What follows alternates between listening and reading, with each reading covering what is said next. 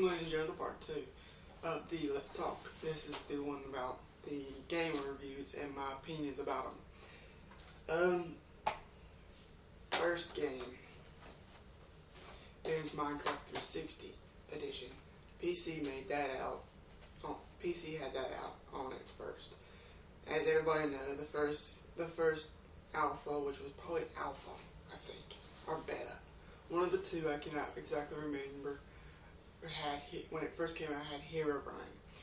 Herobrine is probably the worst thing you'd want to run into, because he can destroy your world. But later on down the road, everybody got kind of tired of it not being on a different system, just as PC. They thought maybe 4J could just expand it, maybe. That's what everybody was thinking. And put it on Xbox 360, which they did. The Xbox 360 version is a pretty good version. It's up to par right now to PC. But it will never reach the standards of a PC version, because of the fact that it may have something dealing with the Xbox limitations. The graphics are good. You get skins, which is really good. Texture pack, which is coming out very soon, which I am looking forward to.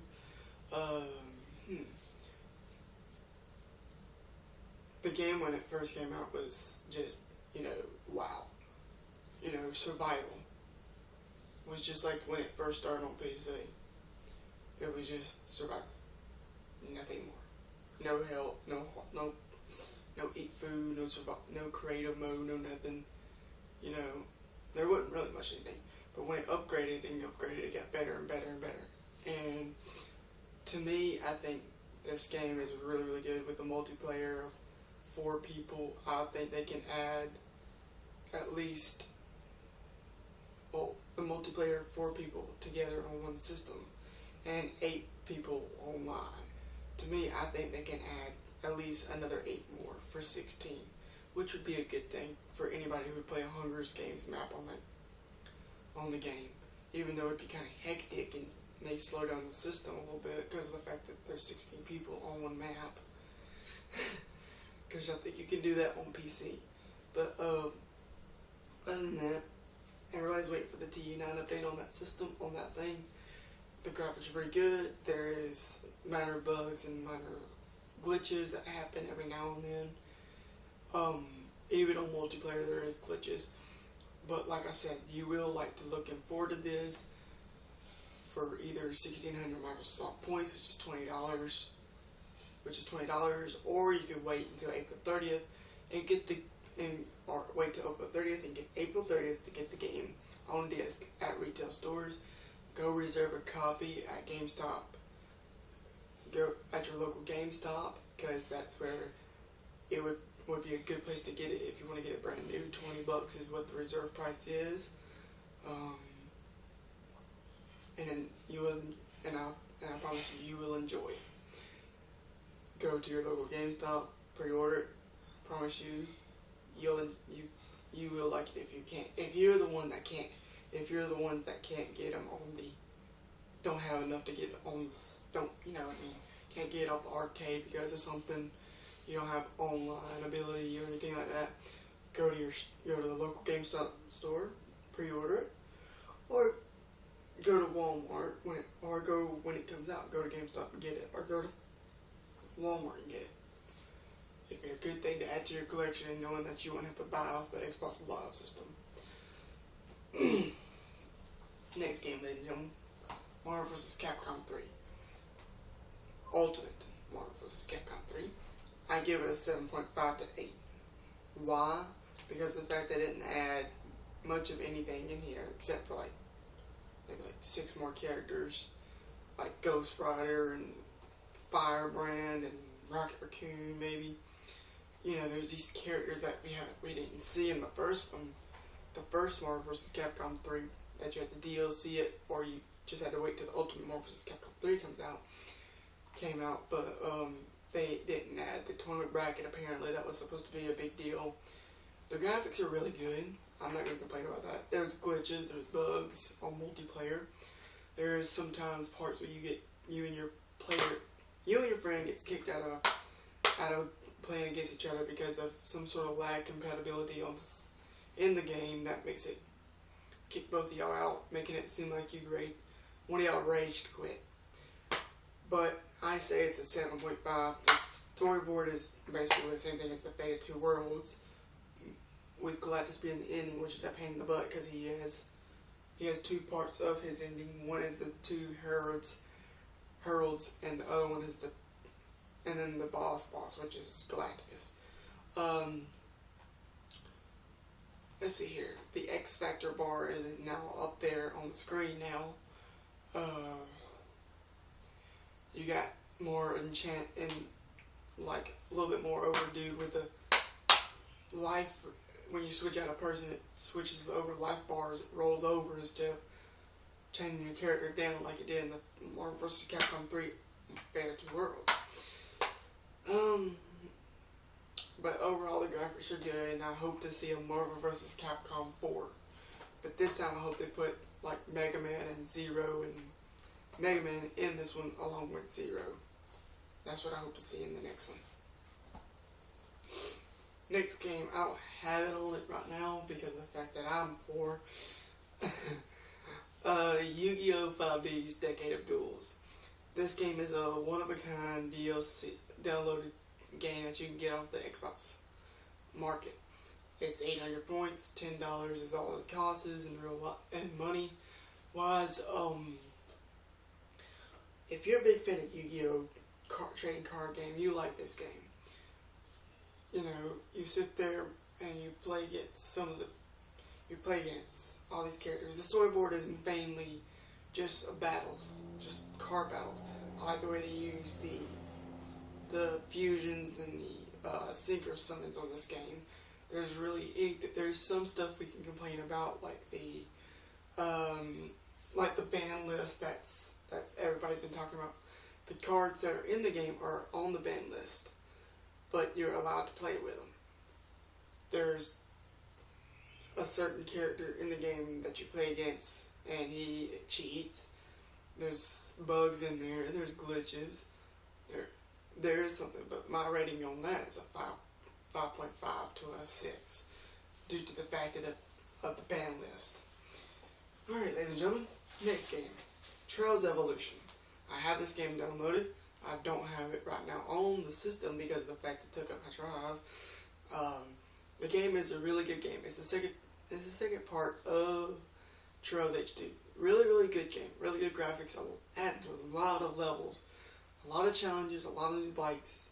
Customize your bike. Customize your character. I can't complain about any more about this game. I really enjoyed it. Except for the handful of trying to get used to the circus act of trying to balance your bike when you're trying to shoot off the bike and fly in the air, because your bike hauls butt and lifts up and you're laying on your back of your neck every time. Other than that, I give it an 8.0. Now, last but not least, my favorite thing, the one I've actually got and really enjoy playing. I'm still playing the first part because I did something wrong in the part 2. The Mass Effect series. 1, 2, and 3. All 3 of them deserve at least a 9.5 or the maddark sticker, which is basically a kick-ass game. Because of the fact of its ability of showing it how it really is, you know. The storyboard is smooth. It's all about making decisions, and your decisions reflect of what happens later on in the storyboard and later on in the game saga. There's many things I like to say about. There's a hassle with Mass Effect 1's Mako. The way you play, the way you drive your Mako. If you drive from the behind view, you were driving perfectly. But if you switch to a view like to the side or to the front of the Mako, and you try to drive forward, you're driving backwards. That's an inverted controls, which is kind of weird. I don't really get it. It really irritates the f out of me. I drove into lava 14 times doing that. Or I drove into a thresher mall and get squished. Which I don't like thresher malls. Mass Effect 1 deserves at least a 7.5 to an 8. Because of the fact of the Mako's inverted axis, and to the fact that its person looks like you're wearing a skin tight rock ability gauging sometimes, because of the fact that got a 7 to an 8. But the good note is that it keeps up a lot. Mass Effect 2. This added a lot of more things, and also canceled. This also canceled the Mako driving. Now, Mass Effect 2, if many people don't know, is a really decent game. You're talking about the collectors. You're talking about Geth in the first one. We're talking about collectors. The people in there looked a little bit better than the first one. The first one looked like, you know, one of the uglies from something, I don't know. I think he was high when the creator was high when they did that. The character suits are pretty good. The armor's good. The overall, everything is good. There's glitches every now and then. The storyboard, if you're playing Mass Effect 1, you continue from Mass Effect 1 to Mass Effect 2, your power gun goes up. If you're Renegade, your stars glow. There's a lot to talk about in this game that I can't talk about right now because of the fact this is just an overview. I'm trying to make it quick as possible because apparently I can't have much video time on this thing. But as you see, this is a really good game. I put it as an 8 to an 8.5 because there is glitches and bugs that I can't stand.